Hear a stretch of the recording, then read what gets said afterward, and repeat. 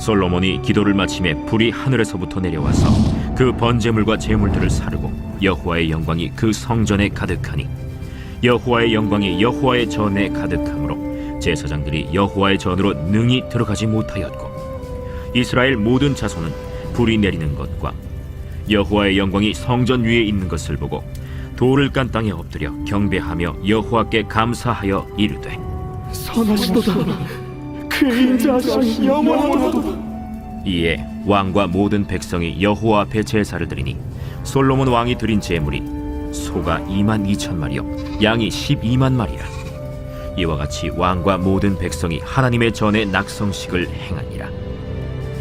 그때 제사장들은 직분대로 모셔서고 레위 사람도 여호와의 악기를 가지고 섰으니 이 악기는 전에 다윗 왕이 레위 사람들에게 여호와께 감사하게 하려고 만들어서 여호와의 인자하심이 영원함을 찬송하게 하던 것이라. 제사장들은 무리 앞에서 나팔을 불고 온 이스라엘은 서 있더라. 솔로몬이 또 여호와의 전 앞들 가운데를 거룩하게 하고 거기서 번제물과 화목제의 기름을 드렸으니 이는 솔로몬이 지은 놋제단이 능히 그 번제물과 소제물과 기름을 용납할 수 없음이더라. 그때 솔로몬이 7일 동안 절기를 지켰는데 하맛 어귀에서부터 애굽 강까지의 온 이스라엘의 심히 큰 회중이 모여 그와 함께 하였더니 8째 날에 무리가 한 성회를 여니라. 제단의 낙성식을 7일 동안 행한 후 이 절기를 7일 동안 지키니라.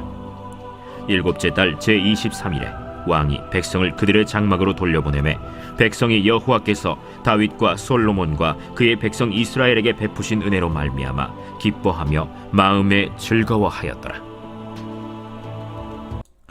여러분 반갑습니다. 오늘도 퀴트로웨는 기막힌 하루입니다. 본문 말씀 역대하 7장 1절부터 10절의 말씀입니다. 자, 오늘 우리는 이 본문을 통해 하나님과 이스라엘 백성들이 다 함께 어우러진 신나는 축제 현장을 보게 됩니다. 이 이스라엘 공동체에 일어난 영적 축제를 보면서 어떻게 하면 우리도 이 축제에 참여하는 주인공이 될 수 있을지를 함께 묵상해 보기를 원합니다. 자, 먼저 1절 말씀에 보니까 솔로몬이 기도를 마침에 라고 합니다. 자, 여러분, 솔로몬이 어떤 기도를 했죠? 우리는 지난 6장에 걸쳐서 솔로몬이 하나님께 드리는 기도의 내용을 큐티했었습니다. 그때 그가 하나님께 간절히 구했던 기도의 제목이 무엇이었습니까? 이 솔로몬이 일관되게 하나님께 구했던 기도는 딱 한 가지였습니다. 그것은 죄사함의 은총이었습니다. 만일 이 백성이 범죄하여 하나님의 징계를 받게 되었을 때 그들이 다시 하나님께 돌이켜 회개하면 그들의 회개를 받아주시고 용서해 달라는 것, 그것이 바로 솔로몬이 하나님께 구했던 기도의 제목이었습니다. 그런데 이것을 구하며 그 기도를 마쳤을 때 두 가지 일이 일어납니다. 먼저는 하늘에서 불이 내려와 그 번제물과 제물들을 다 불살랐다고 합니다. 여러분, 이 불이 제물 위에 떨어졌다는 것은 하나님께서 솔로몬의 기도를 받으셨다는 응답의 상징입니다. 여러분, 제가 전에도 말씀드렸습니다. 성경에서 불은 두 가지 의미가 있습니다. 하나는 심판의 불이고 또 하나는 정화의 불입니다. 만약 하늘에서 내린 그 불이 사람을 태웠다면 그 불은 심판의 불입니다. 그러나 오늘 하나님께서 내린 이 불이 사람이 아닌 재물을 태웠습니다. 즉, 솔로몬의 기도를 통해 하나님께서 솔로몬과 이 백성의 죄를 사해 주시고 깨끗하게 정화해 주셨다는 것을 의미하는 것입니다. 자, 이렇게 하나님께서 솔로몬의 기도를 기쁘게 받으시고 그들의 죄를 사해 주셨습니다. 그랬더니 그 다음에 어떤 일이 일어났습니까? 여호와의 영광이 여호와의 전에 가득히 임했다는 것입니다. 하나님께서 이 성전에 임재하셔서 이스라엘 백성들 가운데 가까이 오신 것입니다. 여러분, 죄의 문제가 해결되지 않은 그 어떤 사람도 하나님께 가까이 갈 수 없고 하나님도 그들 가운데 오실 수 없습니다. 그런데 솔로몬이 죄사함의 은총을 구하며 회개할 때 그 죄의 문제가 해결되고 비로소 하나님께서 이스라엘 백성들 가운데 가까이 오신 것입니다. 여러분, 바로 이것이 회개의 능력입니다. 우리가 우리의 죄를 회개할 때 하나님이 죄로 더러워진 우리를 깨끗하게 하시고 거룩하게 하십니다. 그리고 우리의 거룩하여진 우리에게 하나님이 가까이 오신다는 것입니다.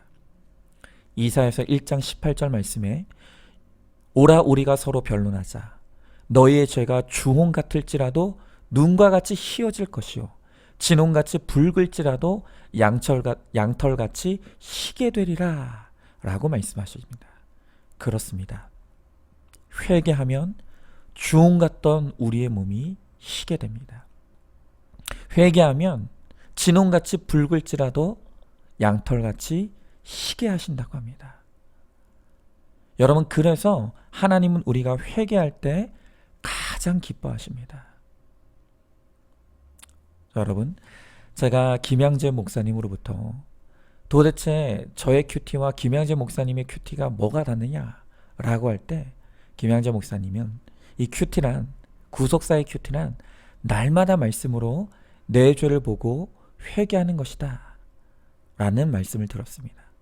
그런데 제가 이 구속사의 큐티에 대한 정의를 듣게 되었을 때 가장 먼저 들었던 생각은 이것입니다.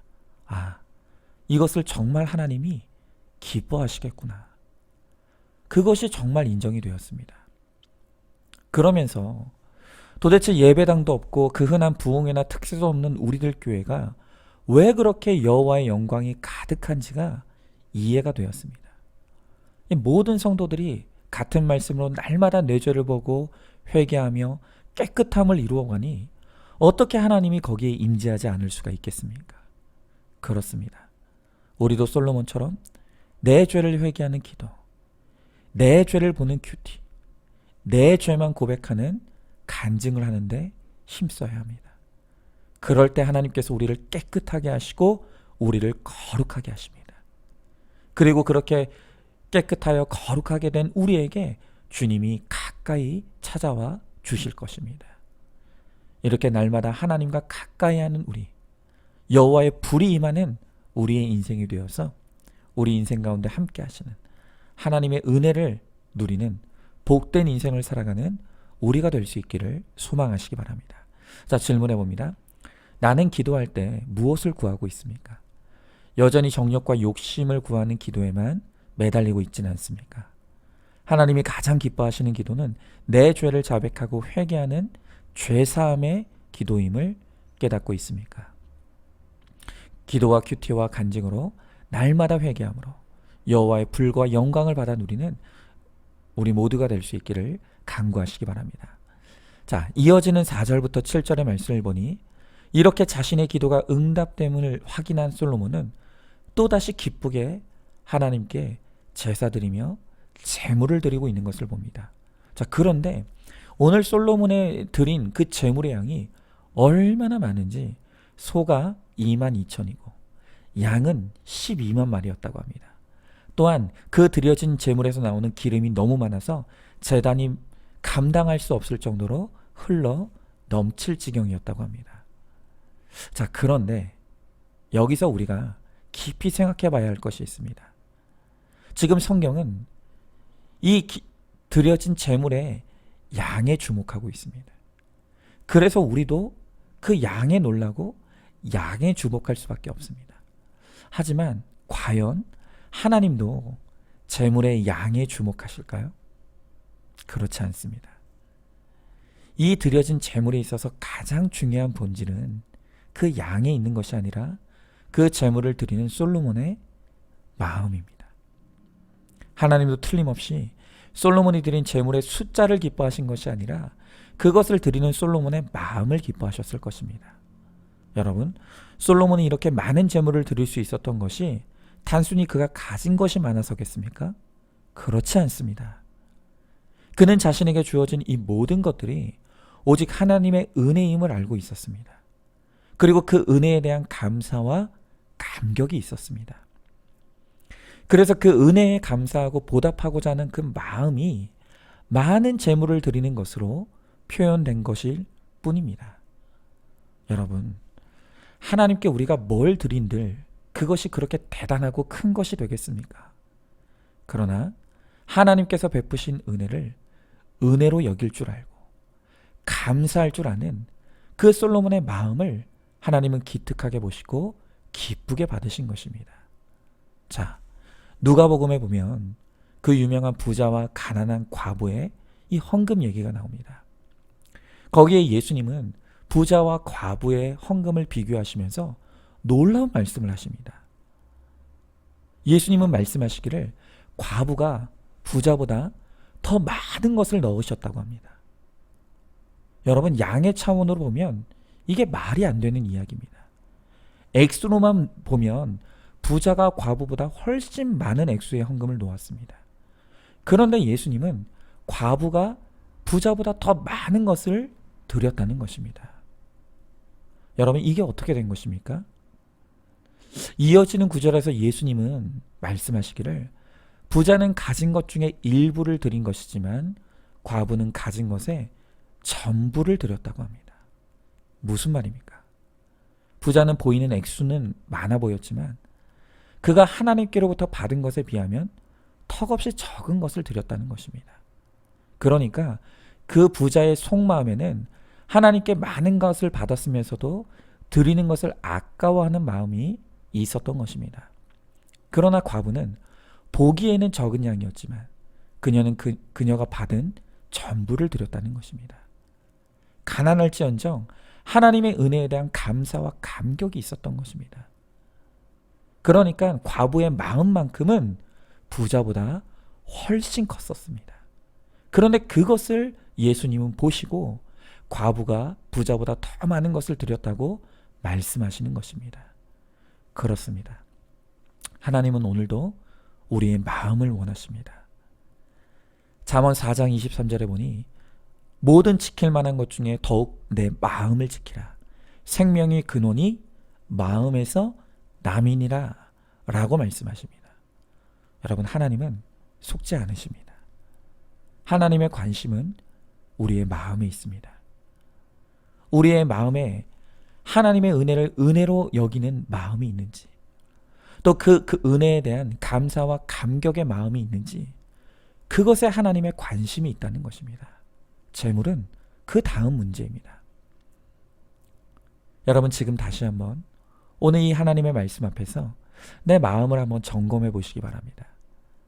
지금 내 마음에 모든 것이 하나님의 은혜임을 아는 믿음이 있습니까? 지금 내가 얻고 누리고 있는 것에 대한 감사와 감격이 있습니까? 또한 그 은혜에 대해 보답하고자 하는 마음이 있습니까? 만약 우리 마음에 감사도 없고 감격도 없다면 그것은 우리가 받은 은혜가 없기 때문이 아니라 이미 넘치는 은혜를 누리고 있음에도 내 정욕과 욕심이 은혜를 은혜로 여기지 못하게 하고 감사하지 못하게 할 뿐인 것입니다. 여러분, 구속사로 보면 우리 인생의 은혜가 아닌 것은 단 하나도 없습니다. 지금 내게 주어진 환경도 형편도 나의 거룩과 구원을 위해 하나님이 허락하신 최고의 환경일 뿐입니다. 그것이 깨달아지면 우리의 마음이 하나님의 은혜에 대한 감사와 감격으로 풍성해질 것입니다. 바로 이 하나님의 은혜가 깨달아짐으로 우리의 마음이 감사로 풍성해지고, 그래서 그 은혜를 하나님께 보답하는 그런 은혜가 넘치는 마음이 되는 저와 여러분, 우리 모두가 될 수 있길 바랍니다. 자, 한번 질문해 봅니다. 모든 것이 하나님의 은혜라는 것을 알고 있습니까? 그 은혜에 대한 감사와 감격이 있습니까? 나를 위해 쓰는 것에는 빚을 내는 것도 아깝지 않은데 하나님께 드리는 것에는 새 전이냐 새 후냐를 따지며 손해보지 않으려고 하고 있지는 않습니까? 결국 마음의 문제라는 것을 깨달으시기 바랍니다. 내 마음의 인색함과 악함을 회개하고 온전한 감사와 감격의 마음을 하나님께 드리길 간구하시기 바랍니다. 자, 이제 마지막으로 8절부터 10절의 말씀을 보니까 이렇게 솔로몬의 기도에 응답하시고 또 이스라엘 가운데 임재하신 하나님을 보고 온 이스라엘 공동체에 기쁨이 충만하게 되었습니다. 그러면서 무려 2주간이나 모두가 함께하는 축제가 계속되고 그 축제의 기쁨이 얼마나 충만했던지 10절의 말씀을 보니까 그들이 축제를 끝날 생각을 안 하니 왕이 백성들을 그들의 장막으로 돌려보내야 될 정도로 그들이 이 축제의 기쁨에 흠뻑 취해 있었다는 것입니다. 여러분, 이렇게 하나님의 임재가 있는 인생, 또 하나님의 은혜가 머무는 인생의 특징은 기쁨이 충만하다는 것입니다. 여러분, 내가 하나님을 믿는데 기쁨이 없습니까? 그러면 지금 내 신앙을 다시 점검해야 합니다. 하나님의 임재가 있다면, 하나님의 은혜가 있다면 우리의 인생 가운데 기쁨이 충만할 수밖에 없다는 것입니다. 특별히 내 죄에 대한 깨달음과 회개가 깊어지면 깊어질수록 우리 안에 하나님이 주시는 기쁨은 더 충만해집니다. 큐티로 날마다 내 안에 욕심과 야망이 가지치기 되어지기 시작하면 비로소 우리 인생에 하나님이 베푸신 놀라운 은혜가 깨달아지고 보이기 시작합니다. 그리고 그것이 우리에게 기쁨이 되는 것입니다. 얼마 전에 저와 제 아내가 운동을 하면서 대화를 나눴는데, 그 대화를 하면서 예전과 지금의 저와 비교했을 때 확연하게 달라진 것 하나를 발견하게 되었습니다. 그것은 바로 저에게 전에는 없었던 감탄이 생겼다는 것입니다. 정말 예전에 저는 욕심과 야망에 몰두하고 있느라 정신이 없어서 제 인생에 도무지 감탄이라는 것이 없었습니다. 좋은 데를 가도 좋은지 모르겠고, 맛있는 걸 먹어도 맛있는지를 모르겠고, 사계절이 바뀌는데도 계절의 변화가 느껴지질 않았습니다. 그런데 물론 아직도 여전히 가야 될 길이 멀긴 하지만 이제 말씀으로 제 안에 있는 욕심과 야망이 가지치게 되어지기 시작하니까 제 안에 감탄이 일어나기 시작했습니다. 운동하기에 딱 좋은 날씨가 감탄이 되어지고, 설령 비가 와서 운동을 못 나가게 돼도 비가 오는 것이 감탄되어지고, 또 눈이 오는 것을 보면서 감탄이 됩니다. 또 걷다가 들에 핀 꽃을 보면서 그 꽃이 이뻐서 감탄이 되고, 이런 자연 만물을 창조하신 하나님의 솜씨가 감탄이 되고, 나 같은 죄인이 이런 은혜를 누리며 살아갈 수 있다는 것에 감탄이 됩니다. 다시 말씀드리지만 예전에 저는 제 야망과 욕심을 이루는 데만 관심이 있었습니다. 그래서 도무지 다른 것이 보여지지도 않고 느껴지지도 않았습니다. 그런데 이제 거기서 조금이나마 자유함을 누리게 되니 저의 인생에 베푸신 하나님의 은혜들이 보이기 시작하고 깨달아지고, 또한 그것을 누릴 수가 있게 되었습니다. 어떤 세상의 대단한 것을 누려서가 아닙니다. 은혜를 누리니 기쁨이 있고 감탄이 있는 인생으로 변화되어져 가고 있는 것입니다.